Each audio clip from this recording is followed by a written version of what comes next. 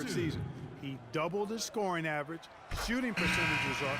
Then last season, a strong start, but a shoulder injury cut short what I thought was going to be his best season yet. Tony Allen's checked in for Lee. And so he makes both from the line. And back to Alec Burks, a guy who entered the league with raw talent, but once the light went on, Greg, he showed the ability to help his team in a number of ways. Yeah, he's going to be the prototype in terms of a two-way player. He's a guy who can not only score it for you, but he'll rebound and defend it. But what impressed me last season is he averaged 3 assists a game, really looked to make plays for his teammates. Gasol passes to Allen. And a foul called on the shot. Got him on the way up that time, so he'll shoot 2 right here.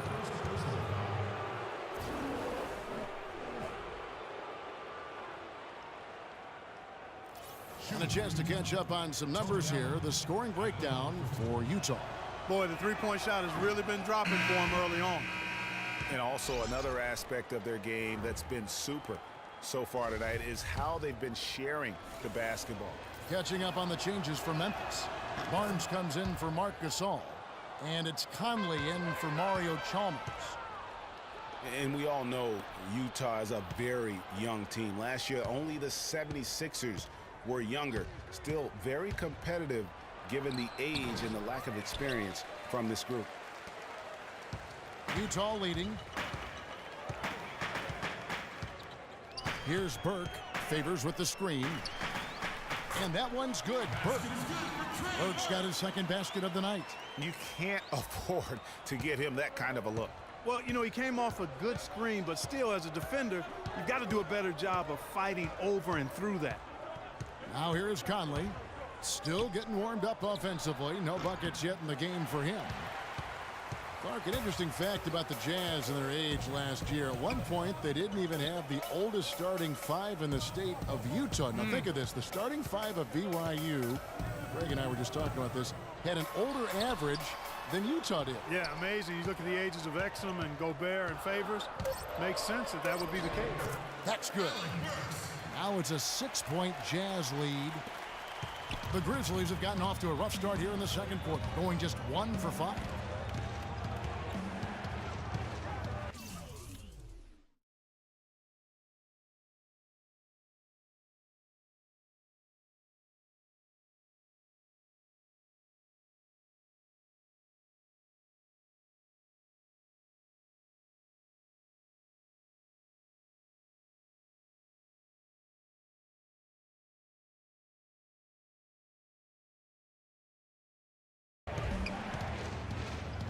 He kicks it to Barnes. Randolph in the posts. Gobert on him. That drops. 6 points for Zach Randolph. Whatever their plan was defensively that time, it didn't work. Not if it results in that shot. Burke kicks to Hayward. Favors with a screen on Barnes. Barnes against Hayward. Up top, Burks. Shoots from the elbow. It's rebounded by Memphis. This is their first chance to take a look at the Jazz this season. And 2 teams at vastly different ends of the standings last year, but they played each other to a draw. Yeah, you know, they split the season series, Greg, and you look at it, was it matchups? Perhaps good fortune or luck? Tonight we'll increase the sample size by 1 game and see who comes out on top. And really no choice but to lunge for that pass to make sure it didn't get through. Yeah, and that was important. Probably would have been a quick 2 points if he doesn't get a hand on it and knock it out of bounds. And play stops as it looks like they call him over the back here. That's his second personal foul. If he gets another, it probably puts him on the bench for the rest of the first half.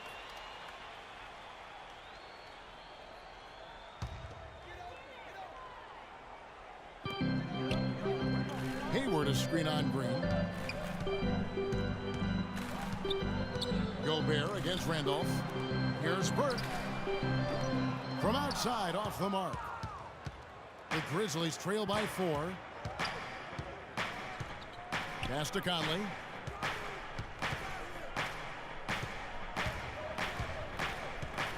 He dishes it to Barnes. And Hayward with the block. but they recover it. 4 on the clock, and here's Conley outside. Again, Conley missing. Oh, man, still a goose egg for him in the scoring column. Elbow shot, and it's Hayward. That time on the assist by Burks. Hayward's got the lead up to 6 now for the Jazz. You know, Clark, the thing you like about Derek Favors is he keeps adding to his game every year. You forget how young he is, too. That's exactly right. We need a reminder. This guy came into the league very early, right after a year of college.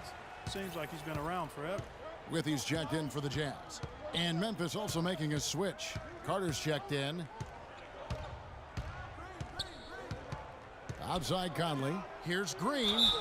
So he gets the whistle. Contact on the way up, and 2 shots coming up.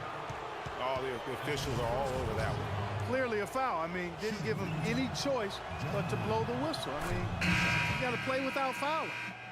Last season, Memphis fell late and would end up with the 5th seed in the NBA playoffs. Only one of 2 teams to make the playoffs each of the last 5 seasons, along with the San Antonio Spurs. Yeah, and they were a team that nobody wanted to play. Memphis drew Portland in that first round, and even though they were the 5th seed, they had home court advantage. Now, here's Burke. To the paint. Here's Gobert, and he comes off the screen and slams it through. And very little fight put up by the defense as he made his way to the bucket for the Jazz. They did seem to take the cautious approach, Greg, when it came to defending that one. You're right. And, guys, it's not the time for caution now. I mean, they've got to be aggressive and take some risk to see if they can cut that lead down. You know, guys, Memphis waltzed through the first round against Portland. The second round, a lot tougher against Golden State. They went up 2-1 in that series, but couldn't hold on to that lead. Now, here's Burke. The dish to Withy. Here's Hood. They get it again. Withy kicks to Ingles. He feeds it to Hood. Second chance shot. And so he draws the foul on the shot. A trip to the line to shoot 2. And, guys, Memphis would lose 2 of their 3 games at home against Golden State. So things got tough with the Conley injury and missing Tony Allen as well. But they did put up a good fight, ultimately, though, falling in 6 games to the Warriors.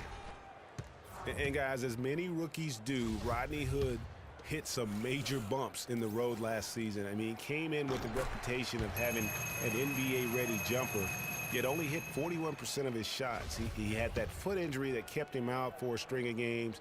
However, it really all came together for him in April, the last month of the season. And getting back to Hood, over the last 7 outings of the season, he put up 20-plus points a game. He also, Clark, raised his shooting percentage to 45% from the field, 91% from the free throw line. Pretty impressive numbers. Well, he was drafted to be a scorer, Kevin, and you're right, very impressive. If he can do that consistently, that'll be nice value for the 23rd pick. And that one misses.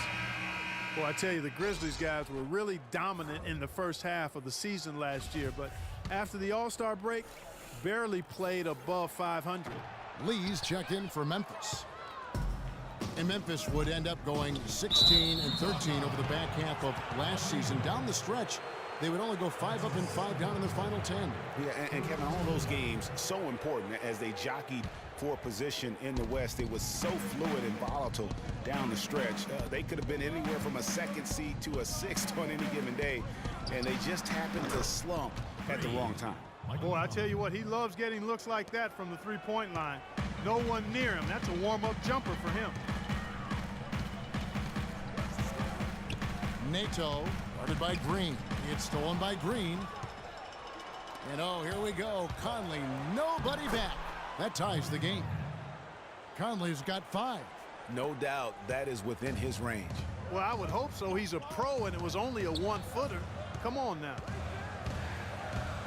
Nato, and it's right, sending it back. And now the Grizzlies, fast break. Green leading the charge. That puts them in the lead.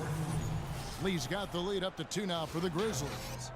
And guys, let's get your take on the hustle stats for Memphis. Well, you have to admire their intensity in the paint defensively. I mean, really contesting and even blocking shots. Definitely a factor early. And also, they've been really active on the defensive end in terms of applying pressure and coming away with steals. Well, it looks like he's cooled down a bit after hitting those 2 in the first quarter. Guys, this offense very effective. Going right at it. And guys, the defense has been no match. They've just picked them apart. The Grizzlies have been coming through at the charity stripe. They've made 7 of their 8 attempts. And their numbers from the line last season, they're good, just not great. About 77% as a team. You know, Kevin, they would love to post a similar percentage again this season. I mean, I think that's safe to say they'd love to shoot free throws as well as they did a year ago. Arkansas has checked in for the Grizzlies. Chalmers comes in for Michael Conley. Clearly, he's one of the best there is in the business when it comes to making that lead pass. Now, here's Chalmers. He hasn't scored yet. That, I'm sure, will change. Out to Carter with the shot. It's hauled in by Lyles. That's one he knows he should have drained. Nato, defended by Chalmers. Green with the block. Courtney Lee is on the wing. It's out of bounds. They are saying it was last touch by Lee. No clue where that pass was going. That is a brutal turnover.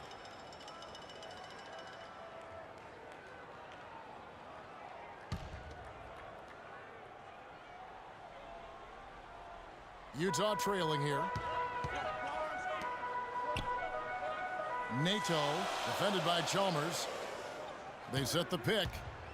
Nato passes it to Withy. 11 feet out, and he hits it. Withy's got his first 2 points. Well, guys, this first half has been about as tightly contested as you could hope for. Well, neck and neck, how about that? I mean, ferociously competitive. I mean, tight as me in an airplane bathroom. That's not the visual I was looking for right now, but there have been a lot of lead changes. My goodness. Well, if this game comes down to the rebounding battle, they'll be the ones coming out on top. They've had a strong game on that front, Clark, no doubt about it. Here's Chalmers after the basket by Utah. Green, the screen. And Chalmers kicks to Green. And it's going to be out of bounds. The Jazz will take it. Well, look here at last year in the NBA, where the Jazz ranked. First in opponent offense, second in second chance points. And they were ranked third in blocks. A good, solid defensive team in the paint.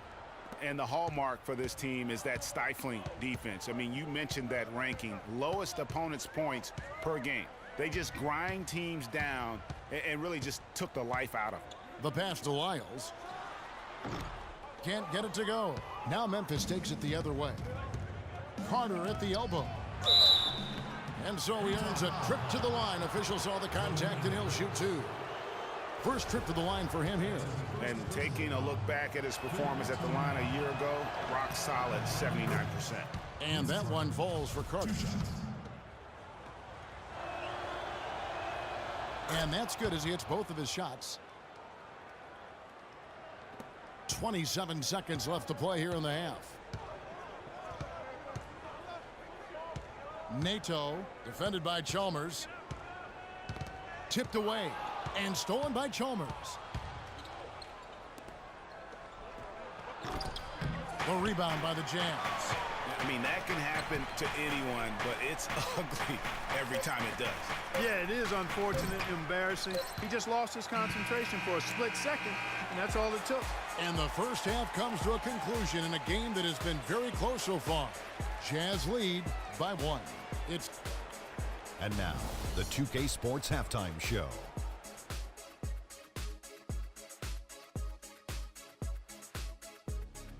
Welcome back, everybody, to the 2K Sports Halftime Show. Hope you've been enjoying the excitement so far. Ernie Johnson, Kenny the Jet Smith, Shaquille O'Neal.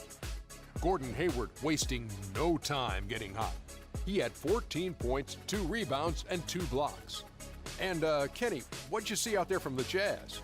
Well, they're paying attention to the boards, and that's a good thing. When you're trying to get ahead and stay ahead, it often comes down to a few key possessions. Any extra rebounds you can get is a big difference. I like their intensity out there. Shaq, your take on Memphis. Well, I love that they were forceful at their offensive end. They got the shots they wanted. They played aggressively and got to the line. A strong attacking mindset. I like it. We'll see if they bring the same attitude in the second half, though. And that's going to do it for now as the second half is almost ready to get started. Back to Kevin Harlan.